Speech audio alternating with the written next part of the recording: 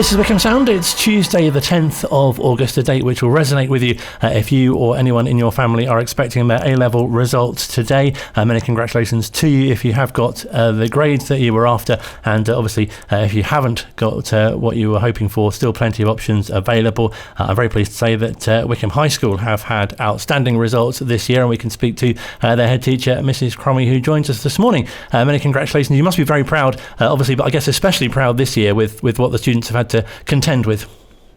Yes, very proud indeed of each and every student, Colin. They have had to contend with a huge amount over the last 17 months. It was on the 20th of March 2020 when Wycombe High School, along with every school nationally, closed its doors during that very first lockdown. And I don't think there were many of us anticipated that we'd be living with the impact of this coronavirus pandemic for just so long. So these young people have had to navigate extremely choppy waters. So we are extraordinarily proud of them, really proud. And I think we should all be celebrating what they have achieved in this most extraordinary of times. It must be so satisfying for the way that both staff and pupils have coped with the changes in the way that the assessments have been graded. Yes, indeed. So there's been a lot of uncertainty. You know, examinations were going ahead, then they were cancelled, and young people and staff in schools have had to deal with constant change, high volumes of information coming in about how we have to do things, how the new system for assessing grades, teacher assessed grades, school assessed grades was going to work. So it's been a lot to get our heads around, and that creates a lot of uncertainty, which is something that teenagers find quite difficult. So they've had to dig deep, and what we have seen in absolute bucketfuls is perseverance and true grit. But at Wycombe High School, we were fortunate that we have a very mature virtual learning platform, so we were able to move overnight to that. We were able to keep going. We have an internal system of assessment, so we were able to internally examine throughout the entire A-level years every aspect of the A-level programme. So we're really proud of what our students have achieved, and they absolutely deserve it. And the joy on their faces today, I've spoken to some of them via Zoom, it is just wonderful. It's really a great day of celebration. Do you think this type of assessment has suited many more students? I think there was a bit of concern, wasn't there, that there'd be a sort of an uplifting, if you like, or upgrading of results as a result of not having to sit the exams?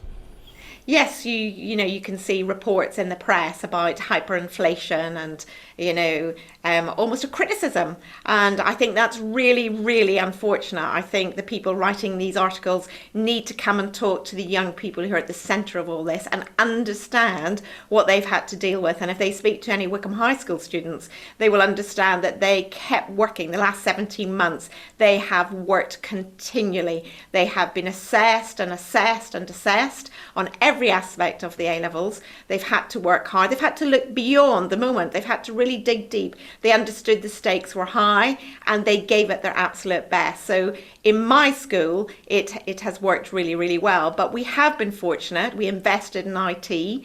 We had the vision to make sure that digital learning was at the heart of what we do. We have common assessments. And of course, we were fortunate that the pandemic in this geographical part of the world, although it's been pretty devastating, did not result in our school having to be shut outside of national lockdowns. And of course, there's that variability across the country. So every school has had a very different experience. You said you've spoken to students this morning. What's been their feedback on how the system, if you like, has worked?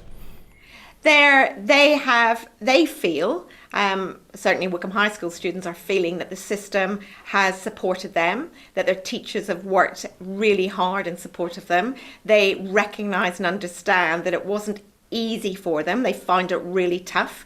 They've had to develop real independence in learning. They've had to, find different ways of working online and virtually is a different skill to being in a classroom. It requires real mental resilience and strength. So they find it pretty tough. But they've dug deep and they've got on with it. And of course then, thinking they'd done their bit, then the government and Ofqual introduced a new mini exam series at the end, and they had to dig even deeper and work their way through that.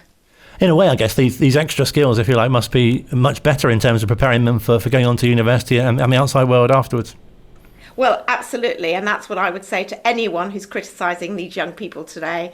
You know, in a traditional examination season, you're under great stress to revise and remember and deliver for a finite period, usually of about 6 to 8 weeks, whereas these students have had to keep that up for 17 months. So they've been under pressure for 17 months, and that pressure has also been interspersed by uncertainty, constant change in new turns and challenges, as well as illness for many of them, or illness within their family. So they are a generation like no other. I think COVID is definitely going to cast a shadow on the world, but these students are a shining beacon, and I think any university, any employer is extraordinarily lucky to have them. I think they will be a defining generation. And I'm sure the staff deserve a lot of credit as well for the extra work and assessment that they've been doing over this period. Yeah. The staff have done an absolutely fantastic job. You know, it's a real team spirit here at Wycombe High School to address all of this uncertainty and this change. We've kept on top of it. We've read all the information. We've been agile and speedy in response to make sure we do the very best for our students, because we put the students at the core of everything we do. So I'm hugely grateful to all the staff at Wycombe High School who've done such a tremendous job. And I think we feel we can stand tall and proud knowing that we have done our very, very best by these students and played our part very well. Give us a bit of insight as to sort of behind the scenes, what it's like for the head teacher on results day. Is it more of a just sort of a supervisory sort of watch, sit back and watch it all happen, or is there extra duties that you need to be doing as well? Well, it's quite stressful. We are fortunate to get the results a day earlier than the students, so that we can analyse them and make sure that we can identify any student who might need support. That information is confidential to me and the examinations officer, so we have to work hard and make sure that we are being very astute in decision making, briefing people, and then we come in very, very early on the days around the exams to make sure we can hit the road running, so to speak. So, and there's always that worry, because whilst there's lots of celebration every year, there are always a few who narrowly miss out or are disappointed, and that is always heartbreaking for them and for us. And I guess obviously that's something which doesn't get easier each year either. No, it doesn't. It doesn't indeed. But generally speaking, these results days are days of joy, and it is wonderful when you've invested 7 years on, for A-level students. You've worked with these young people for 7 years. You know them well. You want their futures to be bright, and you see how much they put into it. It is an emotional time. It really is an emotional time. And I say this every year, but it is also a moment of great pride. And it's, of all the jobs in the world that I could be doing, I would not choose any other. It's very, very rewarding. And has the way the students get their results, has that changed? Yes, we've moved over the last few years because of COVID to delivering results via email. Was traditionally they'd come in and line up, queue up and get an envelope and open their envelope. So it's now via email. And then we have interviews and support via Zoom or MS Teams afterwards. So it's different, but actually I think it works very well, very effectively. I think many students would say they probably prefer to get the email, to be able to open that with their families in the security of their homes, and to have that celebration or whatever emotion they are feeling privately within their homes first of all, and then reach out to school for the support they need. So what's been your feeling overall of this grading system, in that, I guess it might favour students who, from the outside, you might think, students who have a good relationship with their teacher, and they'll think they'll assess me well, I'll be fine. Whereas if you don't get on with your teacher, then you're not going to do very well. But that's not really how it works, is it? No, it's not how it works at all. Teachers are consummate professionals. They have to do a university degree, they have to do postgraduate study to become a teacher. And then in schools like Wycombe High School, they are, continuously being trained and upskilled. So assessment is really a very informed process, and not a teacher makes a judgment on a piece of work. We always moderate that, another teacher across departments. We slice it up and scrutinise it in every way that we can, and then we moderate that at a whole school level as well in the context of previous years, and we build up real expertise in this. So it's not a finger in the air. It's not because I like someone or I don't like someone. It is a professional judgment. And but the issue with COVID is the variability of the school experience over the last 17 months. Unfortunately, geographically in some parts of England, some schools have only been able to open for less than 60% of the time. And if they did not have a mature digital learning platform to continue the learning journey virtually, they and their students will have been impacted by that. This new system has enabled that to be taken into account, but nonetheless, sort of the variability will be there. And we've been hearing in the news this morning, I'm sure some of you that you share, you're expecting some, hopefully soon, some clarification on what's going to happen for the next year.